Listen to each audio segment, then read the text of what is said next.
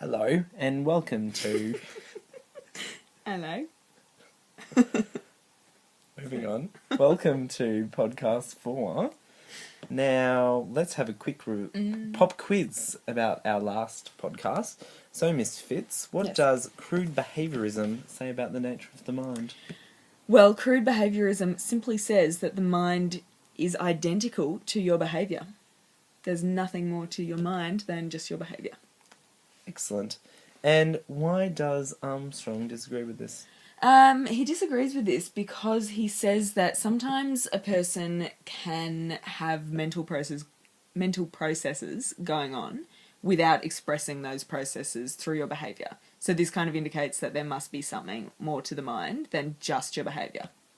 Great. Well done. Thank you. You passed.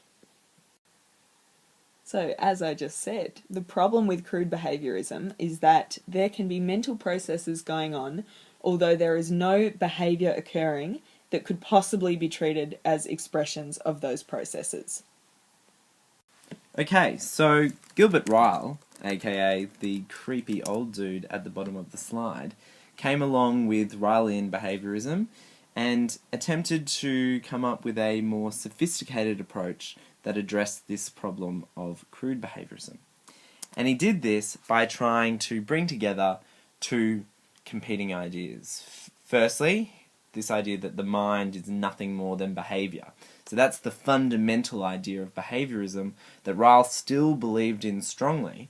And then second, this idea that mental processes could be going on even though there was no behaviour going on. So the problem that Armstrong had identified. So Ryle accepted this, but he still wanted the mind to be nothing more than behaviour. So he attempted to put forward a solution. So what we're about to talk about will help you answer question 11. So as we know, Gilbert Ryle had this mission to fix behaviourism so that it made more sense. And the way he did this was by introducing a new concept. The concept was called dispositions. Now, just go with us here because we're going to use a couple of examples to help you understand what a disposition is. My suggestion is that you should listen to Sweet Disposition as you learn about dispositions because that helps. But just to begin with, a disposition is a tendency to behave in a certain way under certain circumstances. So an example of this would be a glass which has the disposition of brittleness, so it tends to break when being struck lightly. Or a person might have the disposition of anger, so this means they tend to behave angrily when provoked. So Lizzie, does something like a glass which has a brittle disposition always break? Well, of course it doesn't always break. Like, you could just have a glass standing there and you could just tap it and it's not going to break, right? Yeah, I follow. How about this? Does a person with an angry disposition always behave angrily?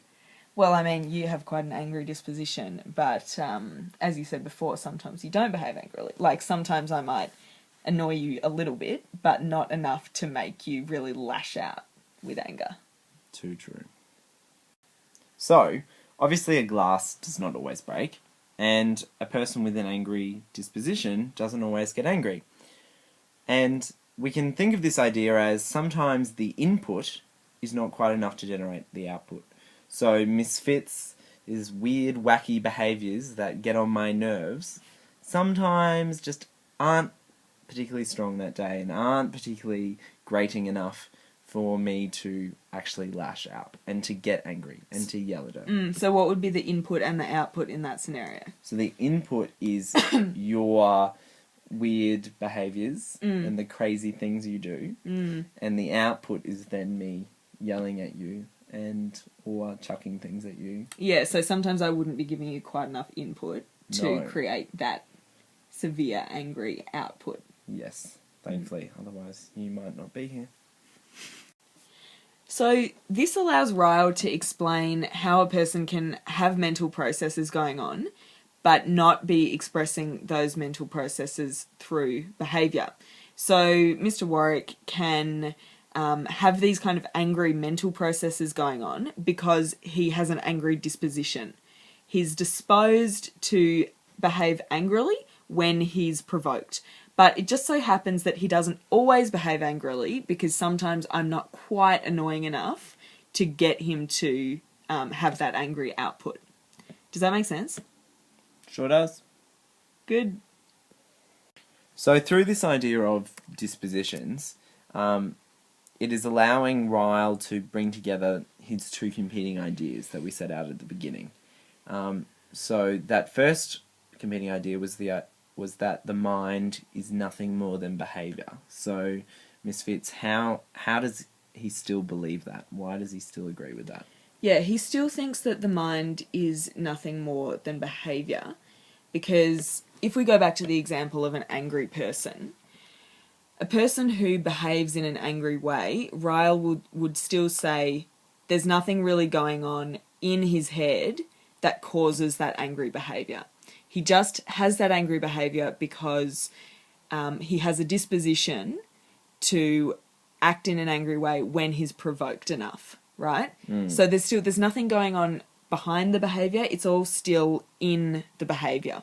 Yeah, and that disposition is just a physical, behaviour-driven kind of thing. Yeah, it's just like you are the type of person who, when I provoke you enough, you will behave angrily. There's nothing in your mind that's saying, oh, I feel angry, I will now behave angrily. You just happen to do it when I provoke you. Okay. And so how is he addressing this idea that there can be mental processes going on without any behavioural process? So it's kind of like he's saying, when you have a disposition, you have the potential to act angrily. You always have the potential to have angry behaviour. So having the potential to behave angrily, that's kind of a mental process that can be going on. But just because you have that mental process doesn't mean you'll always behave angrily. It's only when you have the right input to generate that angry output. Yeah. Okay.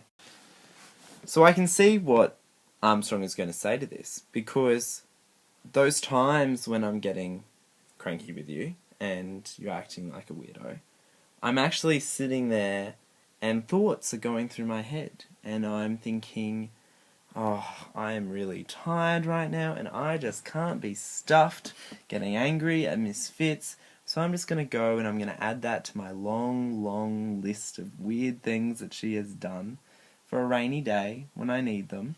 But right now I'm going to stay calm and happy. And this means that I'm more than just this behavior.